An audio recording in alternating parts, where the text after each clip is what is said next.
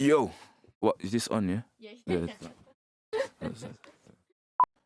Yeah. Great piece of advice there. Pearls of wisdom from Niino already. You know the voice. I don't want to say more studios because there's already there's thousands of studios. You obviously be humble. Don't think that you're, some superstar out here and doing this, that, and whatnot, because you're not. Be humble. You lot, just keep it moving. Roll the dice. Keep pushing. Yeah, every day a little bit, and yeah, you'll get somewhere, my brother, my sister. Keep it going. You know the voice. You know the voice. You know the voice. Come on. Yo, wagwan, my people. You already know it's your boy NII, Niino. Wagwan, this is After the Applause, and big up, thank you for tuning in, and enjoy the interview.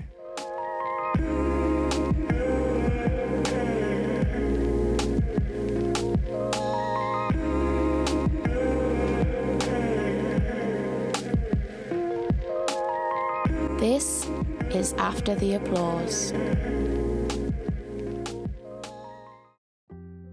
Hi you guys, welcome back. It's another Monday, a new week, a new episode. This is episode 24 of After the Applause, and my name is Saoirse Marie. If you're new here, welcome. This is a podcast helping highlight and platform underground artists and events in the north of England and learn and discover more about the live event scene within the north of England. This week we've got another artist on the show who is very different from last week's artist. This is a rap artist from Rochdale who goes by the name of Niino, Nino. Now, I first came across Niino when I went to a Raise the Bar event, and he was doing a champion set at Raise the Bar because he'd won the previous month's event. And I was really captivated by his performance because of the energy that the crowd had and the response the crowd had to his performance as well. I have been to quite a few Raise the Bar events now, and that was the first time in a while I'd seen the crowd get so kind of energized like that, and I just felt like he had to come on the podcast. We had to have a chat about that. So in this episode today, I spoke with Niino about how he captivates a crowd like that and brings such energy to his performances. We also touch upon how Rochdale is very much a part of his music and his identity, as well as his Angolan roots. And we also talk about the reason behind his kind of motto that he always says when he's on stage in his music. So yeah, let's just get straight into it. This is the Godfather of Rochdale Rap, Niino.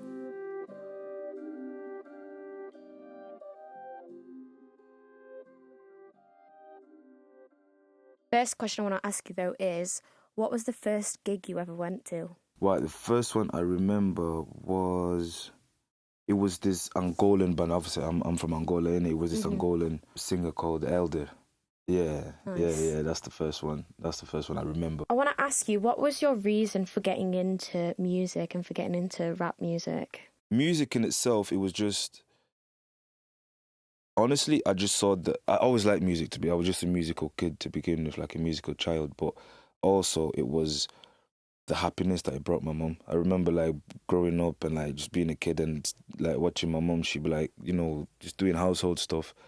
And she'd be playing music in the background and she'd be just singing along and smiling and happy and stuff. And it was just that happiness as a child. I'm like, I want to... You get me? The source of that happiness for me at the time was music. So it's like, I want to be able to replicate that, not just for her, but for everybody. Yeah, provide it for Do you the know what I'm masses. saying? Yeah, so it was that. That was like the biggest inspiration, to be fair. And then it just, other little things in life that then just added to that. You've been making and posting music since 2015. I saw your ESQC with Eddie L. Yeah. And obviously, since then, your style has changed, and, style changes as we grow older and mature. But when you started out, did you feel like you had to make your music appeal to others, or have you always kind of stayed true to yourself and the message you want to present in your music? Yeah, you know what? I've always just kind of stayed true to myself. It was just, this is me, take it or leave it. It definitely changed a lot, like both in terms of like the content, the topics. Yeah, because obviously life changed from when I started music. And also, to be fair, it wasn't even then. That was like probably when I started like sort of posting more, let me say. But yeah, I've been making music since like 2008 ish. Yeah, maybe not as like not in like in a professional setting, you know, just starting rapping on the block and stuff like that. But yeah, 8, 9 ish, and then it was just, and then you know you go through a phase where you kind of just becoming an artist. You're not an artist yet, if that makes sense. So it was just a lot of like making music. Like in the ends, everybody knows, man. Do you get me? Like in the ends, like from Bluetooth days, like that music was being passed around like that. So it's that, but it was never something like you take it out of town, if that makes sense, because you just kind of grow up there, you stay there, your whole world is kind of there. But yeah, it's been a lot of development. From all of this development you've had as a musician, what's kind of the biggest message that's really stuck out to you and just helped you to continuously improve then? Don't be scared of change and like of adapting. Listen, sometimes that one thing that you've got stuck in your mind is be able or be willing to learn and know that, you know what, maybe I need to go a different way with this one. So yeah, that's basically it. Just be able to adapt, be able to learn, change, learn from others. Don't be stubborn in this game and in life in general, but yeah, don't be stubborn, because music itself changes about every 2-3 years or something, like the sound of, you get me, of what's popular. So it's like you got to be able to adapt. Obviously stick to yourself and stay true to yourself, but be able to make that change when necessary, if necessary as well. You refer to yourself as the Godfather of Rochdale Rap, and you refer to Rochdale and North Manchester a lot in your own music. Does Rochdale have a big impact on your musical style? Yeah, definitely. In terms of Godfather, yeah, I am. I am, and it's like not on some like being cocky or whatever, but like there's a lot of history. Do you get me, in Rochdale and Rochdale music and Rochdale rap, and like there's a few people that's very central to Rochdale music and Rochdale.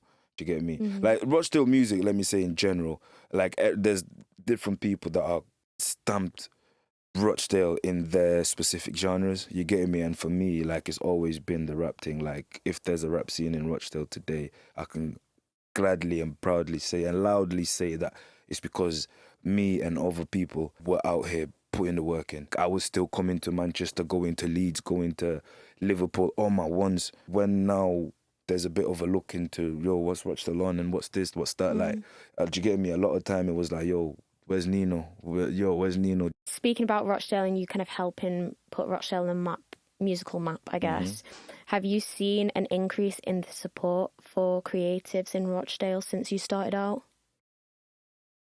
Yeah, a lot. At first it was just like, yo, Rochdale is a village, like nothing goes on there, no one really goes there.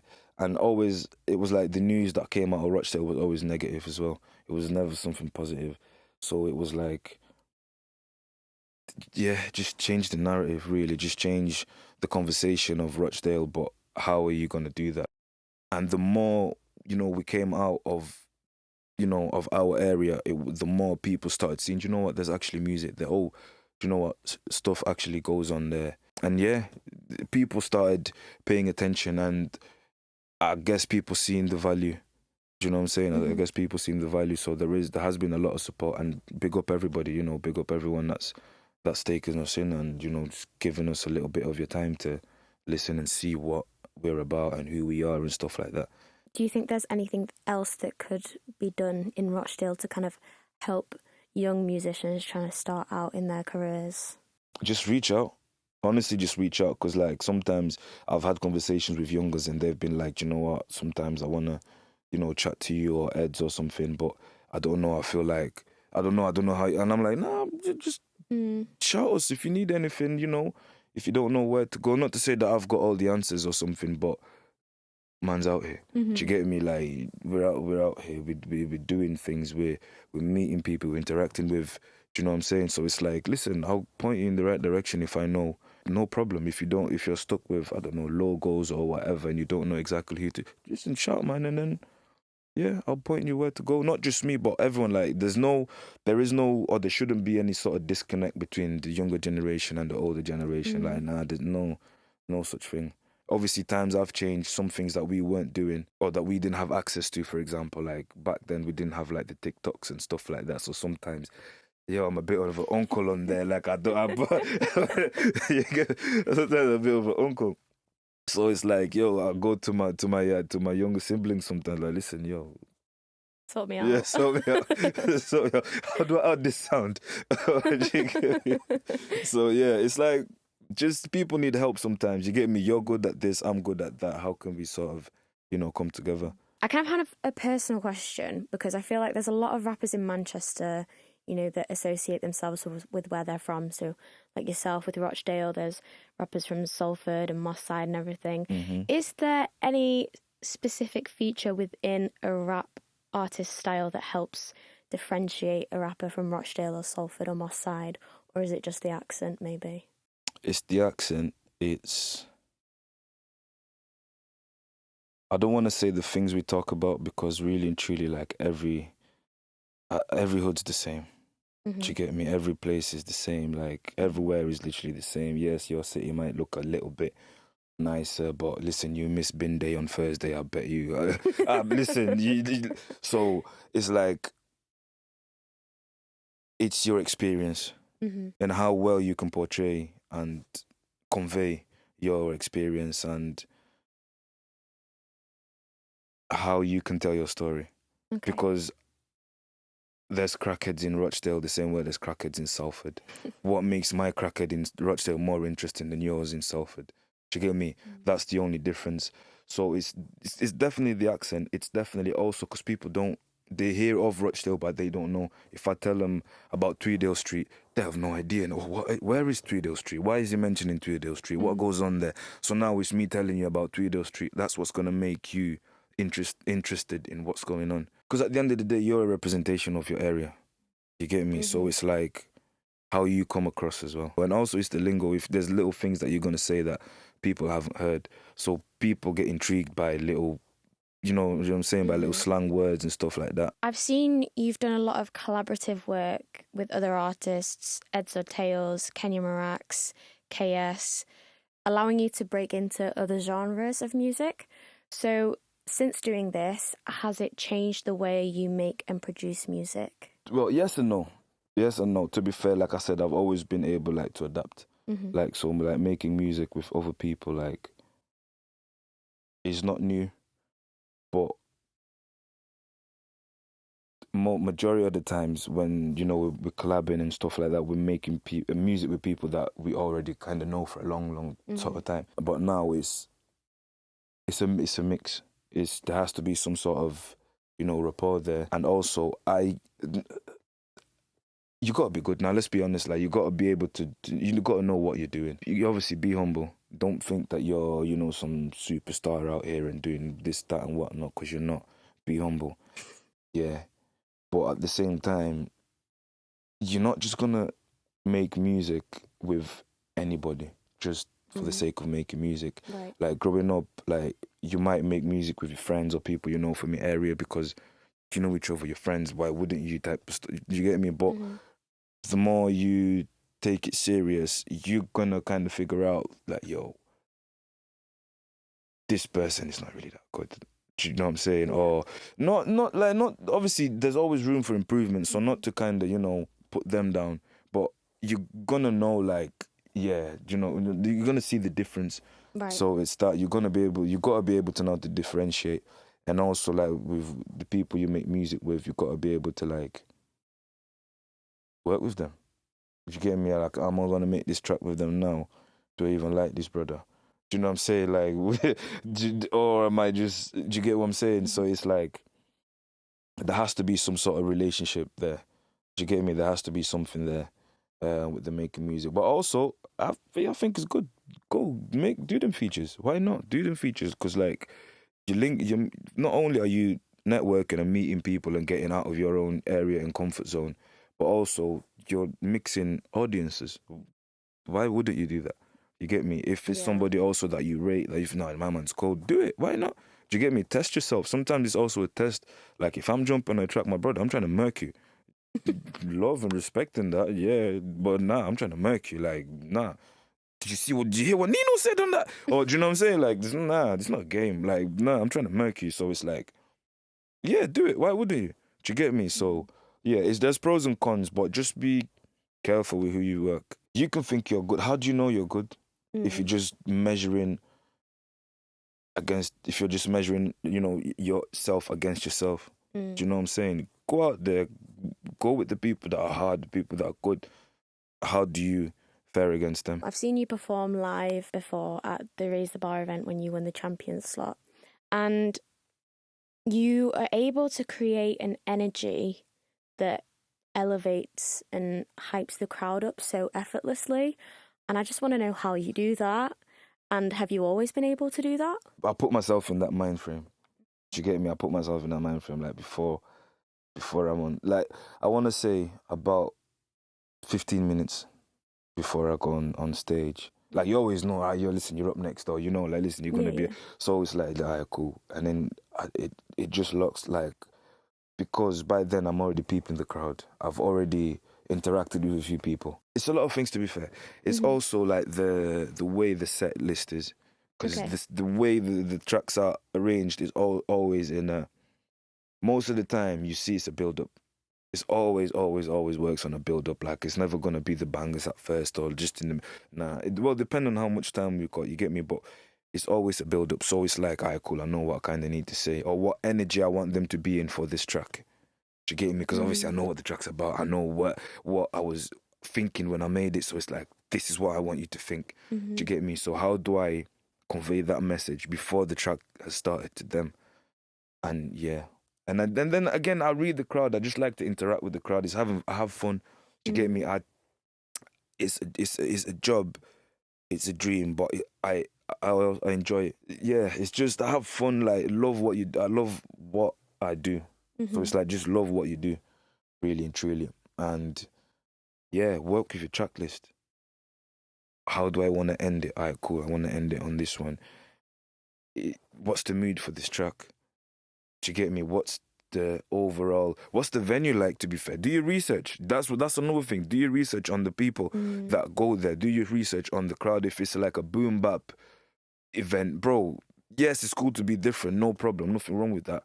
But don't go there doing the 10 drill tracks. Like, do you get me? Work with the crowd, see what type of music they're into as well, because I had the other tracks that I wanted to do, but I was like, nah, this is not really Raise the Bar-ish like that. So nah, let me leave them out and do these, because the crowd that goes to these type of events are more likely to be within this range of my music, if that makes sense. Right. Yes, everybody can branch out and there's, music for everybody. Don't get me wrong, you're not going to listen to, do you get me, to the same type of music every single day. But read the room. That's one thing I say a lot. Read the room, work the crowd, interact with people, and know your songs, have energy. Like, do you know how many times I'm in the shower and I'm like, I'm practicing. I'm like, I'm at the O2. Do you know how many times I've had the world tour? I've been Brazil ever in my head in the shower. Bro, listen, sometimes it's like, listen, at this, when I say this in the tune, I'm gonna do this. Oh, well, let me try it. So I do that on stage, and I say, oh, the people are reacting like, oh, do you get me? They're like, yo, oh, cool, yeah, I know that I'm gonna do this now. Yeah. Next time I perform this track, I know what to do. Do you know what I'm saying? Yeah. So it's like, just practice, bro. Practice. People think practicing is like hiring a dance studio or something and you're gonna be there doing. Nah, bro, just practice at home. And it's also like, happy researching. Listen, I do my research. Listen, when I see the lineup, I'm going on everybody's profile. I'm listening to like your last 3, 4, 5 tracks. Especially when it came to like Raise the Bar, I was on everybody's profile. I was like, alright, cool, okay, alright, cool. Just know what you're working with. That will give you the slight advantage. Not always. It doesn't always work like that, but many times it will. What is the vibe like in that place? Let's talk a bit about your kind of quote that you always say when you're performing and when you're producing your music. You know the voice. Can you give me a bit of an explanation behind this quote? Like the Godfather thing. I was speaking for a lot of people. Do you get me? Like, my music speaks for a lot of people. Sometimes people don't know how to express what they feel or what they think. So when they hear me say it on a track, they'll be like, bro, do you know what, fam? Yeah. Do you get me? So when I say, the voice, one, I've got a very distinct voice, but two, is also, the voice of the people, the voice of the disenfranchised. Do you get me? Like, I come from an immigrant family. You get me? Like, the voice of the immigrants, the voice of the foreigners, the voice of the people, the voice of those who cannot speak for themselves. Do you get me? So that's why, the voice, it means a lot. Sometimes before people say my name now, the voice? So it's like, yeah, because it's like they identify with my message. They identify with something in my music that, yeah, this guy speaks for me.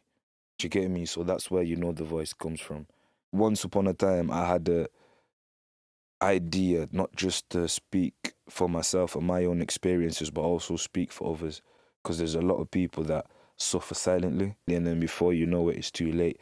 So it's like, if they feel like I'm not alone in this, do you get me? I'm not.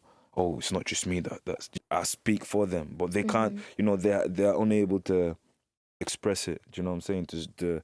And sometimes it's not just unable. Sometimes people are shy. Do you know what I'm saying? Not everybody can just jump in front of a mic and be willing to take a L. Do you get me? I might drop this, have only one person listen to it and be like, rah. Do you get me? I don't mind making the fool out of myself. Do you know what I'm saying? Like, there was a lot of doors that man had to get through first before now others were able to go through. Do you get me? But when I was doing the thing, I might not have been as successful, but because it's already been done now, the next person now ain't gonna struggle like that. Speaking about being for the people, let's talk a bit about your label, Roll the Dice. You mentioning earlier off camera that Roll the Dice is not just a label, it's a movement. Why did you feel the need to create a label like this with this sort of purpose? Yeah, Roll the Dice is a mindset. It's my label, definitely. It's a movement. Just do it. Just get on with it. You don't know where it's gonna end up. Do you get me? When you roll them, you don't know what numbers you're gonna get. Do you get me? You hope for a 6, but you don't know. But you're still gonna roll them. So it's like, bro, just roll the dice. Yeah, and that's been a big part of my life. To be fair, like I came up with the concept. I must have been like 14 years old, and I just knew, like, I don't know, one day I'm gonna have something called Roll the Dice. A label, a studio, franchise, or something, but it's gonna be Roll the Dice, because throughout life, sometimes I'm not sure, but I'm like, you know what, just do it, man. Just see what happens. It might work out, it might not, but just see what happens. You know what I'm saying? And it's like, bro, it's serious. And I'm not playing. Yeah, serious. Roll the dice. You get me? So it's like, yeah, bro, just get on with it. You don't know what's gonna happen. I might be successful, I might not, but bro, just do it. Just get on with it. It's a mindset. It's just jump off that cliff, bro. You get me? Make sure you're secure. I'm not trying to give you you know what I'm trying to say, yeah. we all know what I'm trying to get at. Yeah, but just jump, yeah, just jump and you'll be fine. What are your future plans with Roll the Dice then? Definitely have, like, obviously it's me and my brother Eds, yeah, but obviously definitely get some more people involved, sign some artists. Do you get me? I love and I enjoy, and I never see myself, quitting, making music in terms of like rapping and stuff like that. But I definitely also want to be involved in like background stuff. Do you get me? More the business side, because I enjoy numbers.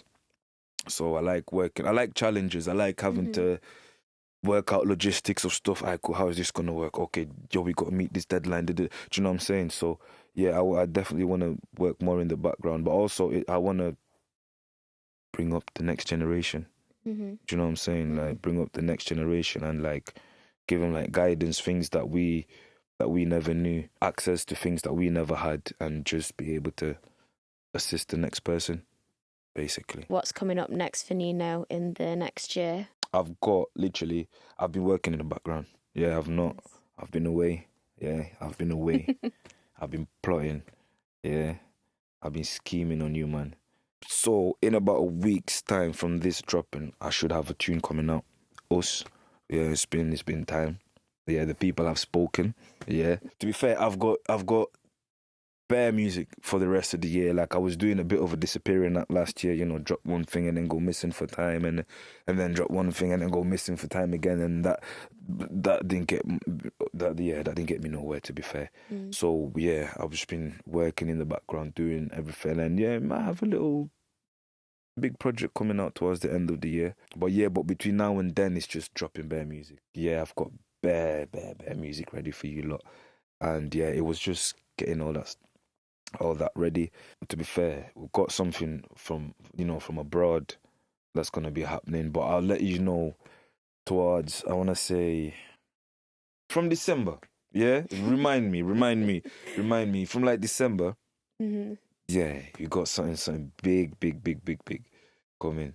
Honestly, everyone says that, and it's so cliche. Oh no, big things coming, work in silence. Bro, forget all that. Let's just drop this thing, and yeah, we're good. What is the main message that you want people to learn and understand about Niino? I speak for everybody. You get me? I speak for everyone. The voice is literally for everyone. I'm here trying to, again, like I said, I speak for those who don't, who aren't able, let me say, to speak for themselves. Yeah, and listen, Rochdale to the world. Yeah, Rochdale to the world. I'm here to also, obviously, like I said, I'm Angolan, and I feel like we don't really have a representation in the UK. Do you know what I'm saying? So I'm here to bring a change to that as well. Like, a lot of my music is like Kizomba and Semba, which are two like genres from like back home. They're very influenced by those two genres, let me say, you get me? So there's a lot of like my culture that I'm trying to bring forward as well, and and just show. Have you brought a lot of your culture in through your music before, or are you only just starting to do that now? Yeah, I've done it already. Yeah. Okay, and loads. have you always had a good response from that? Have people been open and accepting of that? Yeah, always very, very, very like. It's been a journey. Yeah, because starting making music, obviously, it was always rap, but then at some point I delved into those genres. Do you get me? Mm-hmm. But still in like rap infused now. Do you get me? Because they're a bit more like it's the type of genres that like your close up type of stuff. You get me? You're whining and stuff. But it's like the R&B from back home. Do you get me? Okay. Like the R&B, so it's very like whiny, very like up close and personal type of stuff. Me now, I was adding the rap to it. Do you get me? And the reception was always good. And then it was also I delved more into that side of music, and the reception was literally banging. But then I just love rap. Rap is just my thing. I didn't want to, because it was working out. It was working out really, really well in that lane. Do you get me? But my thing is just rap. So I'm like, I don't want to do this for like 40 years and just do this. Like my heart is in rap. So, but I'm still Angolan. So it's like, I'm going to bring those elements and I'm going to bring those styles into rap. And sometimes not necessarily just into rap. I am going to drop a Kizomba track, for example. You get me? Like, it's going to be, what is this? Like, it's a completely different style, but it bangs. Do you get me? So it's like, yeah, I'm just infusing two cultures. Do you get me? Yeah, I'm just infusing two cultures. Or fusing two cultures, and then just going from there. Really, yeah. How do we keep up to date with everything you're getting up to? How do the audience and listeners keep in contact with you? Yeah, get onto my socials at NII everywhere. NDOUBLEII NII. Just add the .7 in on TikTok, and yeah, literally everywhere NII, and that's Niino.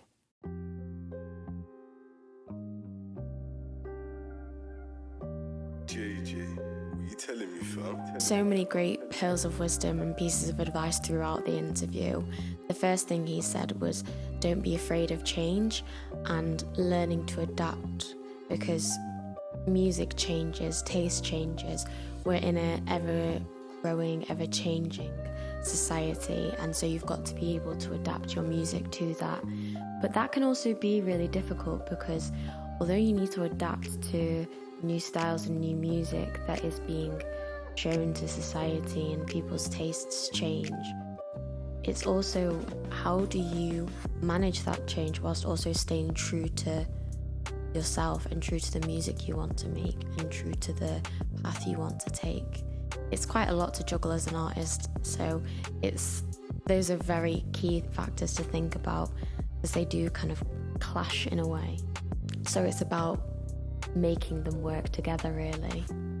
He has such a wisdom with how he handles his performances, and I think if you're an artist watching this video, you need to go back and listen to what Niino said again, because I think everyone should kind of abide by this sort of principle when they come to handling their performances. He doesn't just perform songs that he knows are going to get the crowd going. He makes it personal by getting to know people in the crowd, saying hi to people in the crowd, chatting to them, getting them just connecting with them in a way like that.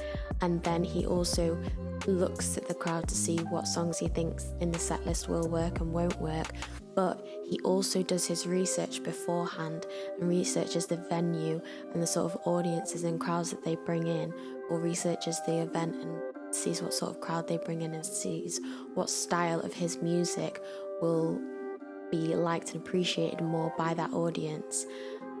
And I mean, he's doing his due diligence, and this just shows that he is doing what he's meant to do, because he's putting so much work and effort in he's not doing it for himself. With his performances, he's doing it to, put on a show, and he's really putting in that work to put on a show, and he practices all the time as well. Like this is an artist that deserves to be seen. Keep an eye out for Roll the Dice. It's not just going to be a label, it's going to be a whole movement. So I'm really excited to see what comes with that for Niino and Eds. I've also seen, whilst today, actually, the day I've recorded this, I've seen that Niino has been posting some teasers of a new single he's releasing this month in June. So like he said, go check out his socials and to keep an eye out for his music. I really enjoyed this episode because it allowed me to discover some new things about rap that I didn't know, but also just the advice that Niino had today and the kind of pearls of wisdom he was able to share are very apt for anyone working in music, and I think any artist could take a lot away from this conversation with Niino. So thank you so much to Niino for joining me on After the Applause. It was an absolute pleasure. I hope you guys enjoyed the conversation too. Drop a comment, let me know what you enjoyed most, or pearls of wisdom or advice that you appreciated from Niino that you can use and can reflect on, and maybe any advice that you have for artists that are starting out. You can drop those in the comments too. I appreciate everyone listening and tuning in. Please drop us a follow, subscribe, like, I don't know, whatever you can do just to help get the podcast out there and get more recognition. And yeah, this has been real fun. I've had a great time, and I'll see you all after the applause.